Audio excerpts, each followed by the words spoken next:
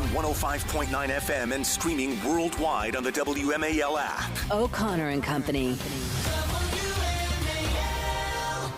8:06 now as we have our fourth out of 4 hours here. If you missed our first 3 hours, it's okay. I mean, I'd be sleeping if I were you. I don't blame you. I mean, I'm paid to be here. It's okay. But the good news is we can't turn back time, but you can download the podcast. That's right. Just subscribe to the podcast, O'Connor and Company, wherever you like your podcast, and you'll get the downloads. Not only will you get the first 3 hours of our show, but you'll also get all of our great interviews broken out separately. Heather Hunter goes through a lot of work making sure that those are separate for you, because a lot of people just like the interviews and they don't like when you and I talk about our favorite recipes. So, shockingly. The best thing is when we have a guest where we can talk about recipes. Yes. I'm Larry O'Connor with Julie Gunlock, and Mark Paoletta, by the way, happens to have a great polenta recipe. He calls it polenta. Oh, and it goes back to the old school. I don't want to get you dragged into that, Mark, but I bet it's good. Yes, it is good. He's like, where do I go with this? Let's get to the matter at hand here.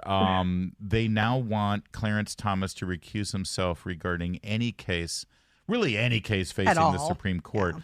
But since there will be arguments made with regard to Donald Trump's potential immunity and at what level he does get presidential immunity with regard to the speech he gave on January 6th, they're saying that Clarence Thomas should recuse himself from that.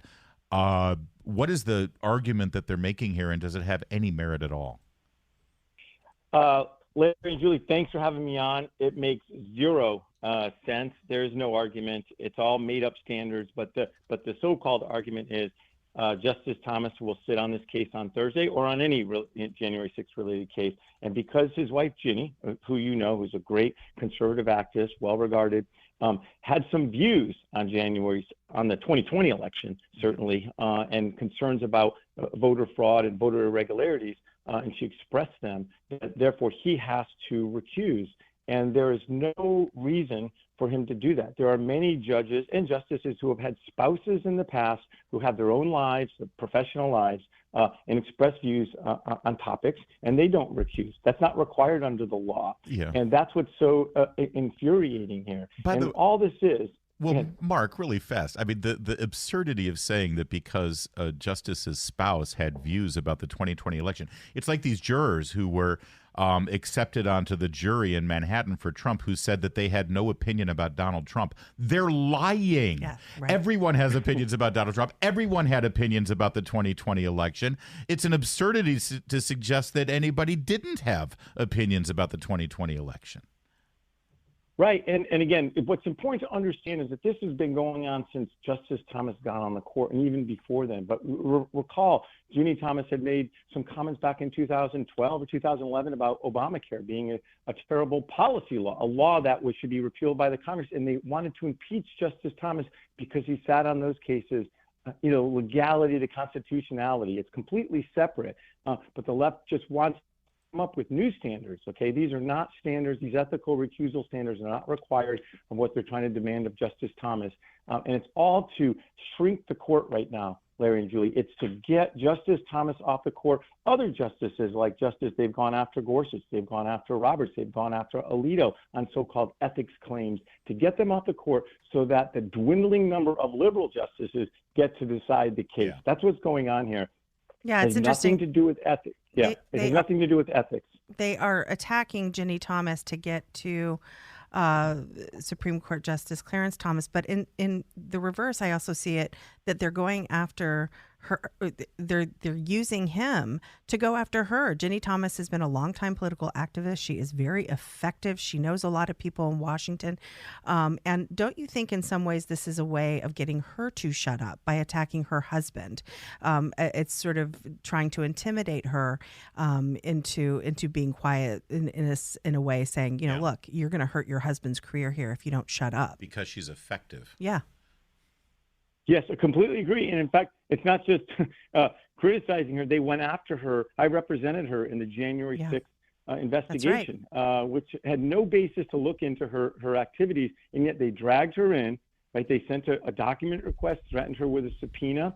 She went in, she cooperated. She met with them for 4 hours, answered all their questions. And guess what? It was so ridiculous. even the January 6th committee, led by Liz Cheney and Benny Thompson, a complete Democrat partisan appointed committee, didn't mention her once in their 845-page report. So, yes, they have tried to intimidate her and use thuggish tactics to go after her, Julie. You're exactly right. And it really shows what I call the sexism and racism. The Thomases hit the kind of the double, on exposing the left's racism and sexism.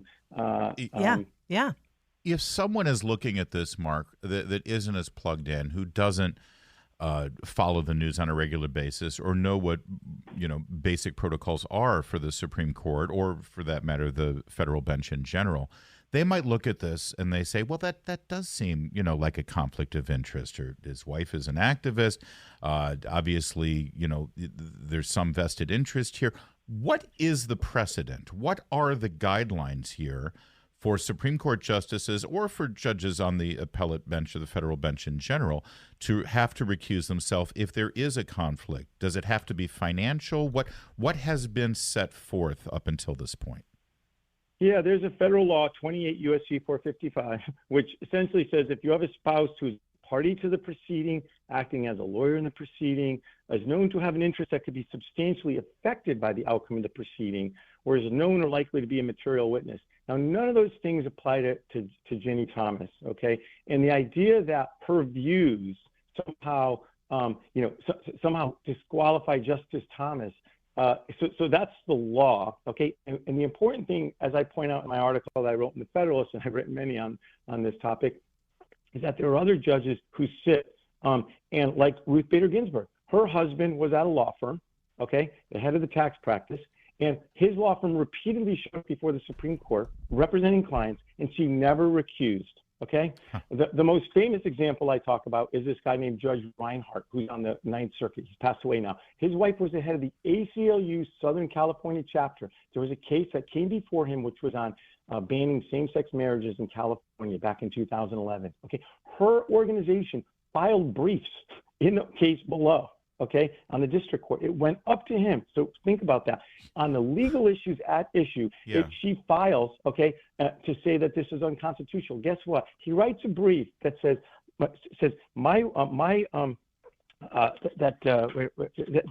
her views don't represent mine. They cannot be imputed to me.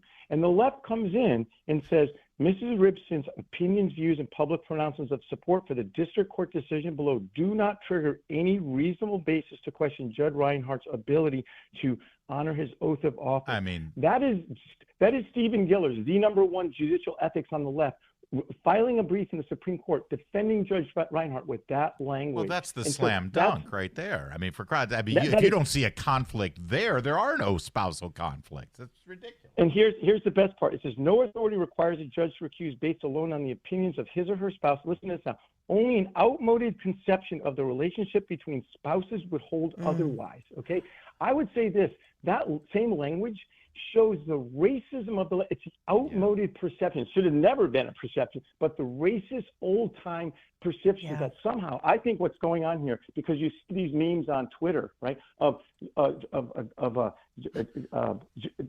just a mask of Justice Thomas being pulled away in robes, sitting, and it's Ginny Thomas behind him. It really is this racism that they think Ginny Thomas has an outside that he can't think for himself, or that she that's is exactly right. No, and it also raises this specter of the maniacal controlling white woman pulling the strings of the black puppet who can't really think for himself. It's disgusting. Can I, real fast, Mark, because I know you know them personally. Are they taking all of this in stride? I want to think that they sit back and you hear Clarence Thomas's infectious laugh, just sort of laughing it off. Because I don't want the stress to get to him. I want him on the court for another 20 years just to drive them nuts. Yep.